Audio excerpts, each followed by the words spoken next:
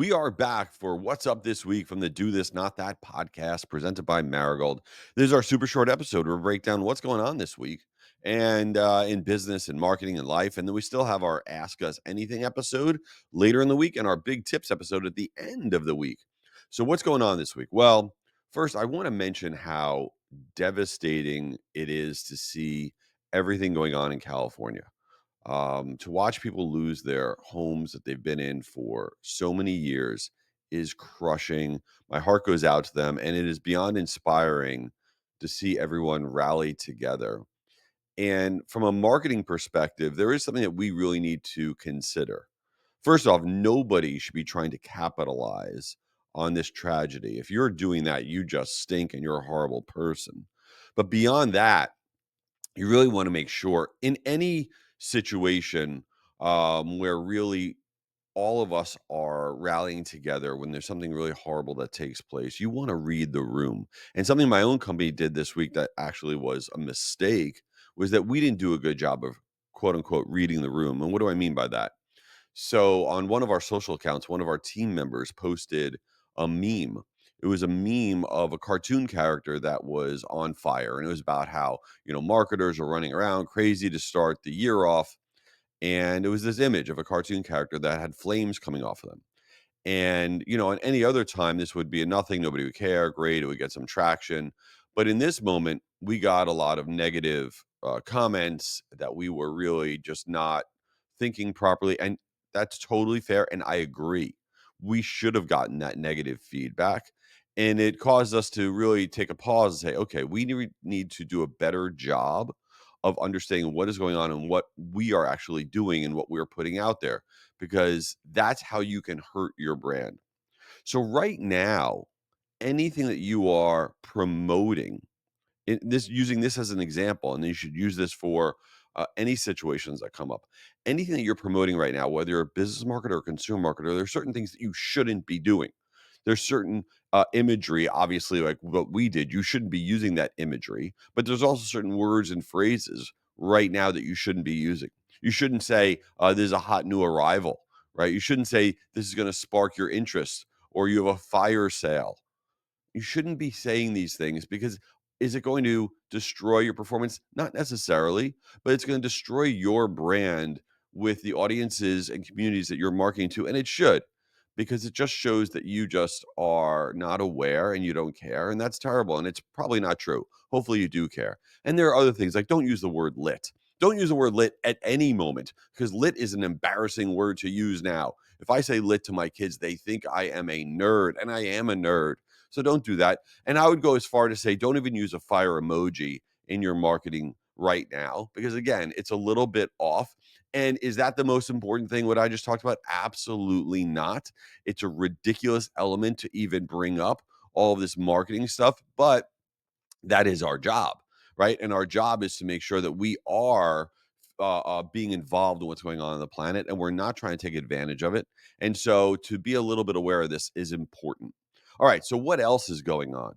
Well, the big thing going on this week is TikTok going to get banned?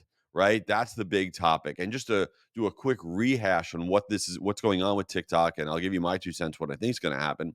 So back in April 2024, the United States enacted the Protecting Americans from Foreign Adversary Controlled Applications Act. Ooh, it was all about TikTok. And basically, it was mandating that TikTok's Chinese parent company, which is called ByteDance, that they had to divest from TikTok by January 19th of 2025, or they were going to face a nationwide ban due to national security concerns. So here we are, and the Supreme Court appears that they're going to uphold this decision, this ban.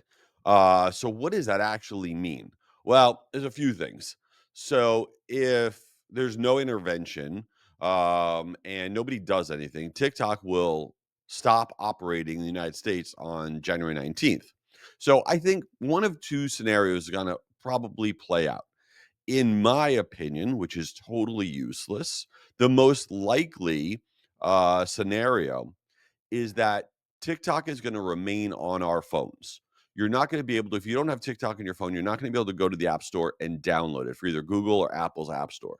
It's going to remain on our phones. But because the law is upheld by the Supreme Court, there's going to be no updates or new features that are going to be allowed to be pushed to our phones, which means that the app is going to, over time, become outdated. It's going to become less secure because there's going to be less security patches that can be pushed to our app. And then ultimately, the functionality of the app is going to completely deteriorate. But during that weird period, in my opinion, as the app is sort of deteriorating a little bit, there's going to be a new administration. And I believe that either ByteDance is going to divest completely, or a giant company, a US company like Oracle, who's very interested, is going to come in and have some sort of ownership and rights to it and get the app rolling again. I don't think TikTok is just going to go away. And that is the other likely outcome, right? The other likely outcome is that it just ceased to exist. And if it does cease to exist on January 19th, what does that mean? And in general, what does it mean? Right now, the biggest beneficiaries of this, all of this, are Google's YouTube, right? YouTube and Instagram Reels. I believe that this really is the year of YouTube overall. YouTube Shorts, all right, have over 2 billion monthly active users. Those are the short videos on YouTube. And the reason I say it's the year of YouTube is podcasts are aggressively moving on to YouTube. That's becoming the home of podcasts. And I believe this TikTok ban, whether it goes full ban or not, YouTube Shorts is going to be, to me, the number one beneficiary. Everybody's saying it's Instagram Reels, but I think Instagram Reels is just, it's a wonky version of TikTok, and I think YouTube has its act together. The other player out there that thinks that they're a player, that I don't really think is a player, is this other app called Triller, Triller. They're out there. They're saying that they have 60 million monthly active users, according to Engadget, but everybody is suspect on that number. And they launched this campaign this week because it's a very similar app. And they're trying to say, no, we're the new TikTok. And they launched this new campaign this week called SaveMyTikToks.com, where you could actually download all your videos that you've ever put on TikTok and then have a place to then upload them on Triller. I don't think that's going to be what happens. It's going to be YouTube. It's going to be Instagram. So those are the big things that are going on this week that we should all be watching out for. But what are the most important useless things going on this week? Because that's really all I care about. So I'm very excited. Cameron Diaz is back. She has a new movie coming out this week on Netflix. It is called Back in Action. It's a movie with her and Jamie Foxx. And Cameron Diaz has not made a movie in 11 years. And she's awesome. Okay. And it's this like spy comedy thriller. So that comes out this week, Back in Action. Very pro Cameron Diaz coming back. And the other thing I saw, which is really ridiculous, this needs to stop. These food brands collaborating with personal care brands is really weird. So Dunkin Donuts, now called Dunkin, they just teamed up with Native. Native is that personal care brand, soaps and whatever, to launch a collection of donut inspired personal care items.